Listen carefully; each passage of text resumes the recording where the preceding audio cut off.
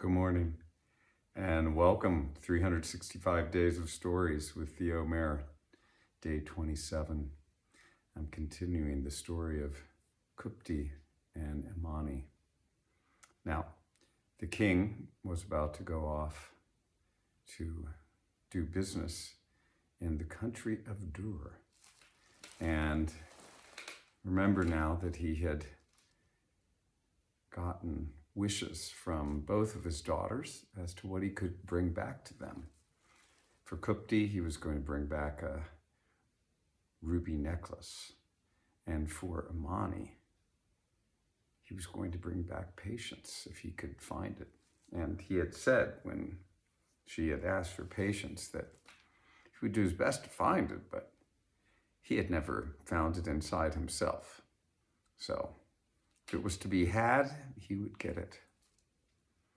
Well, it took him a few days to travel to Dur, and once he had finished his business, he then went through the marketplaces and found a beautiful necklace for Kupti.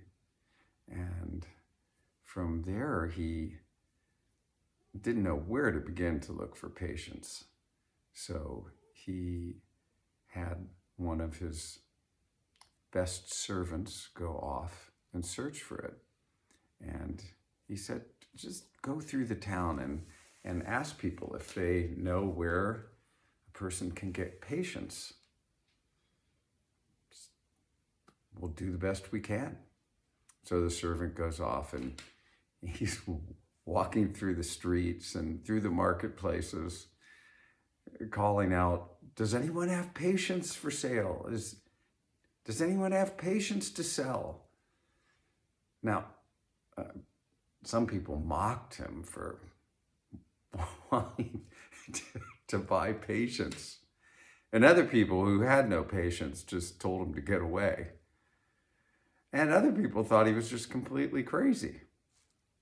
And as he went through the town, this kind of wave spread out from him of there's a madman going through town trying to find patience. Well, it got to the ears of the king of Dur that there was some madman going through the town looking for patience. And when he heard this, he sent one of his men out to go look for this madman and to bring him to his chamber, his meeting chamber, so that he could meet this guy and find out what was he about.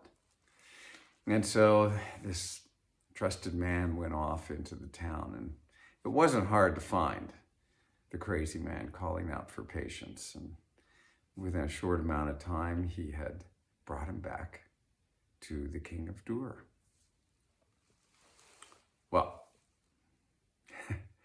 the king's own name was Patience, and that is why he was curious to find out, in fact, what this madman's intentions really were.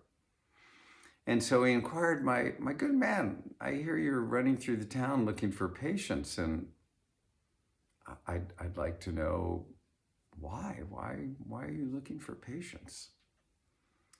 And so the servant of Kupti and Imani's dad, the king, he said, well, my master, who's a king from a distant land, has sought patience as a gift for his daughter Imani. He wishes to bring patience back to her as a gift.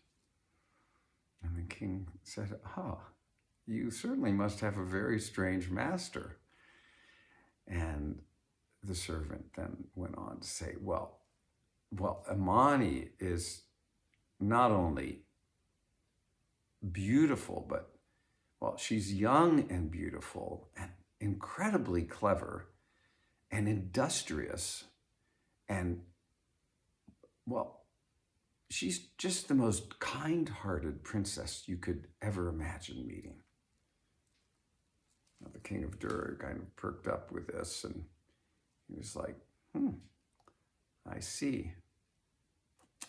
Well, I think I could probably bring her patience, but I'm not sure it would be quite the kind that she was expecting to receive. Oh, well, the servant said, anything will do. Whatever you could bring would be great. And so the king said, fine. And he told the servant to wait. And off he went to his own apartment chambers. Now, he went into his apartment chambers and got a small box with a lid. And into it he placed a fan that you would undo and fan yourself to cool yourself down. He placed that inside the box, brought it back to the servant, and said, here, give this to your master and have him give it to Imani. And the servant said, what can I give you for this? Certainly happy to pay whatever the cost is.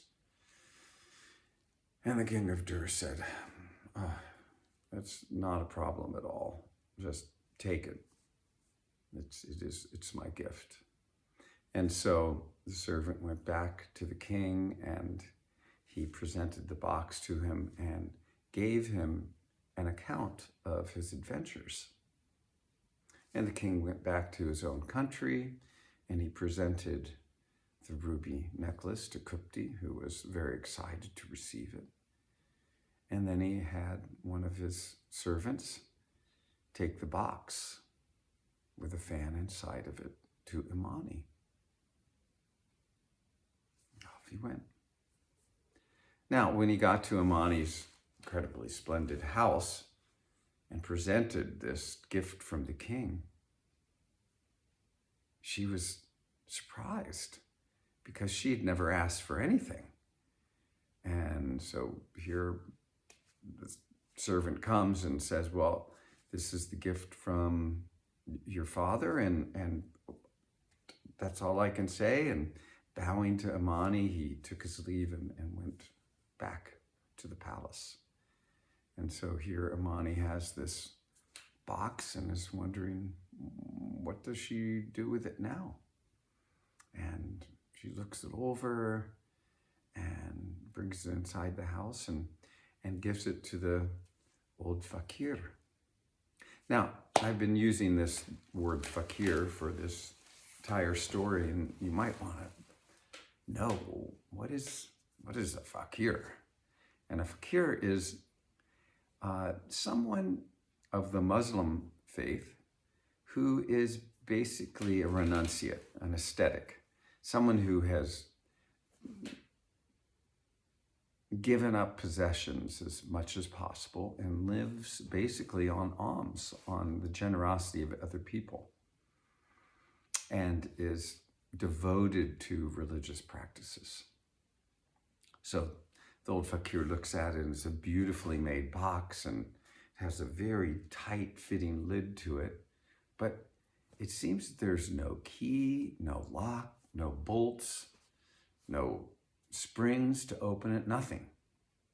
And try as he might to get the lid off, it doesn't come. Now, I'll tell you, the king of Dur, when he had presented it to the servant to take with him, had told the servant that the box would only open to the person that needed its contents. And he had told the servant that indeed there was no key, no lock, no bolts, no springs, no hinges with which to open the box. Now, you might be wondering, this seems a little far-fetched. Is there some magic involved? And perhaps not magic, but perhaps it's more a knowing of how natural law actually functions and works. Now, it's hard to imagine But from everything that I understand, there was a time when many more things were possible from within than is true today. There was much more of an emphasis placed on what was within and unfolding what was within to what was without. It was the most important place to go was within, because everything was there. And it was said that people that did dwell within and put their attention within were able to do the most amazing things that were considered, in a certain respect, magic or incredible, unbelievable. And what better stories are there to tell than things that are incredible or unbelievable? So after the fakir had looked at the box for quite some time, he passed it back to Imani. He said, I can't open it.